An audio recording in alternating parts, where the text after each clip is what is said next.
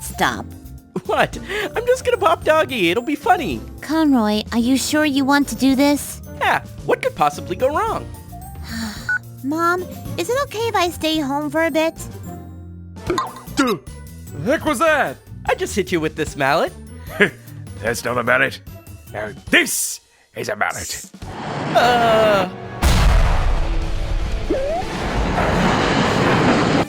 No more scaredy cat. Let's go! I knew this would happen.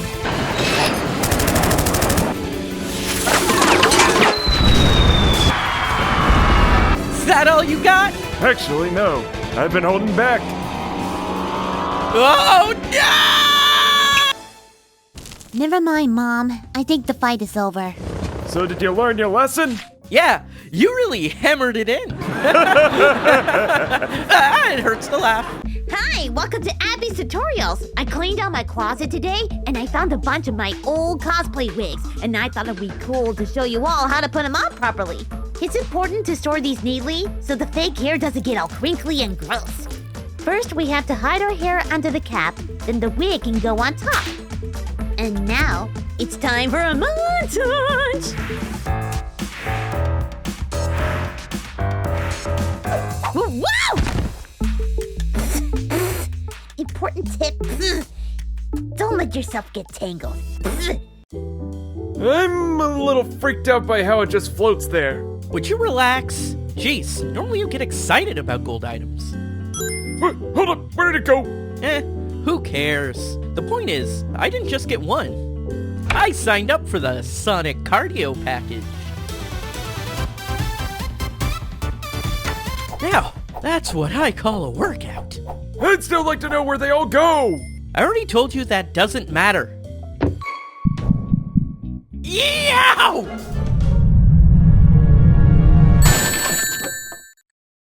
Conroy, when we get out of here, I'm gonna wring out your neck. Ring out. I get it. Oh. I'm tired of taking your punches, old man. You really want a whooping, greenhorn? Your toon style is old hat. Nani? The thing about the rubber hose style, Conroy, it allows us to be nimble. Hey-ya!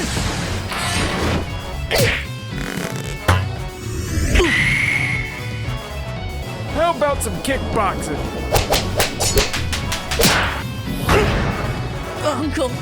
Uncle! I ain't your uncle, boy. I'm your teacher. Oh. And you're about to get schooled. Well, I gotta admit, that was pretty clever. And remember, there's no school like the old school. 3, 2, 1, go! What the heck is that? You need to break that, and I gotta stop you.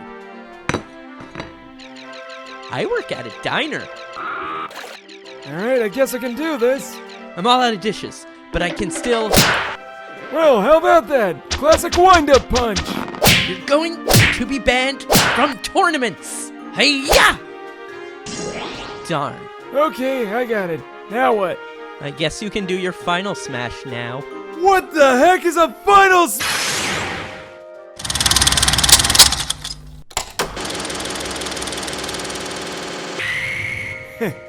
Nice old school reference. Man, Flash sucks. It's animate. Game. The winner is Donkey. So, that was Smash Brothers. What do you think? Not as fun as real classic cartoon violence. Hey, now that's the stuff!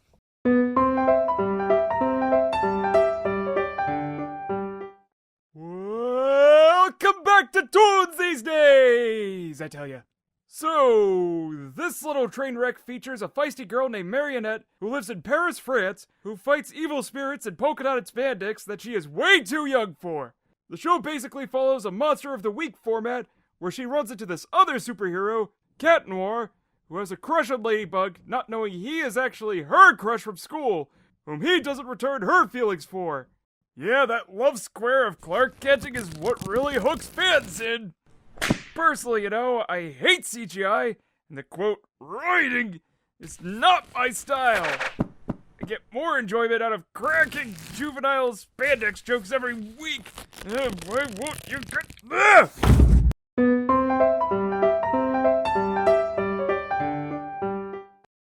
Make it blow, number one. Toons these days, I tell ya, boy howdy darn toonin'. From the quality animation studio that brought you Dadgum Family Guy comes... Family Guy, again!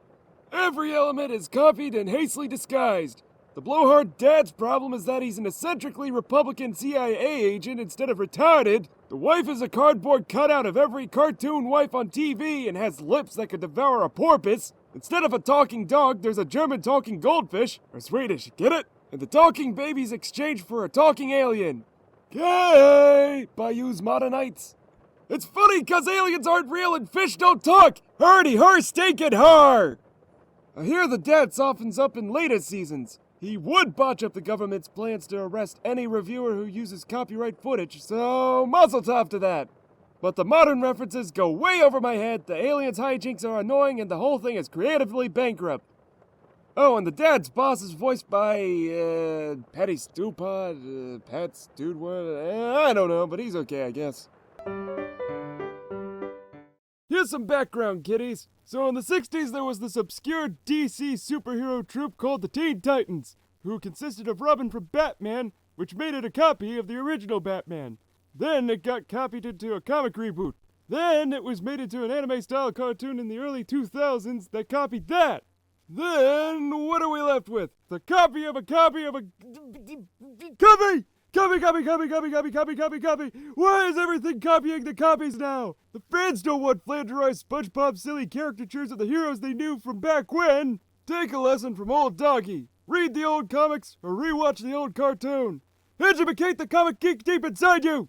I know a lot of people were upset on how the show is an insult to the original cartoon, but I went in knowing this isn't going to be a continuation, just like how each new Batman cartoon we get is his own thing. I actually find the show pretty funny. One thing I like is how Robin is no longer super serious, and that he can be just as fun and goofy as everyone else. Not every joke really hits, but when it fails in verbal gags, there are still plenty of visual gags and expressions. I just wish the colors weren't so bright. I mean, I like colorful cartoons, but I find it off-putting how vibrant it is. If you want the original Teen Titans, just get the DVDs, because this show is its own thing that should be enjoyed on its own merit. I'm not saying it's better, but it's still a funny show. Okay. What in the name of Don Bluth did I just watch? Only the best Disney movie ever!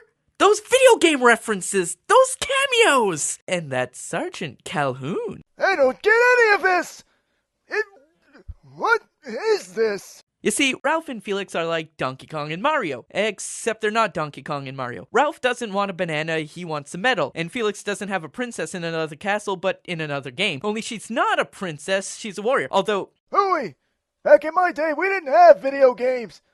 They should just make a movie everyone can get, no matter what the age. Like a Kick the Can movie or something. Well, in a way, it's like Roger Rabbit, but with video game characters. I didn't like that. You didn't like Roger Rabbit? The real people in the movie?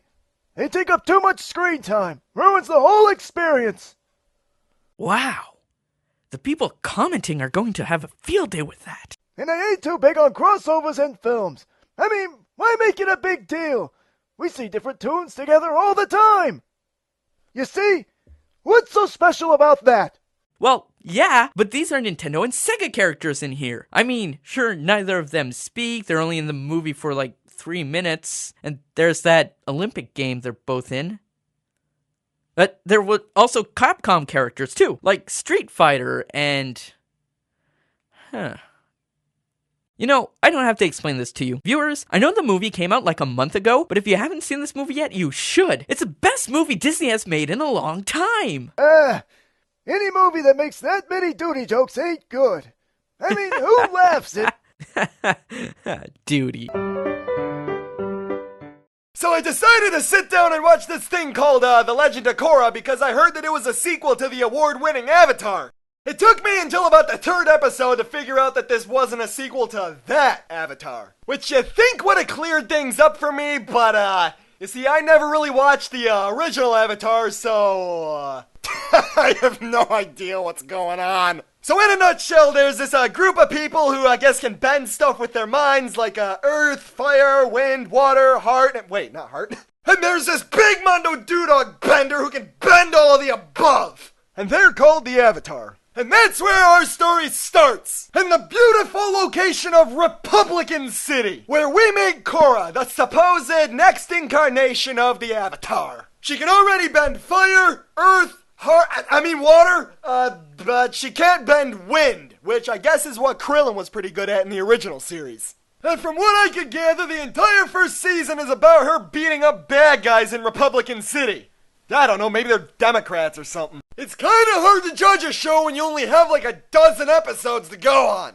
I mean, yeah, I bet it is pretty good, but if it weren't for the 3 frame per second animation, I might actually get into it.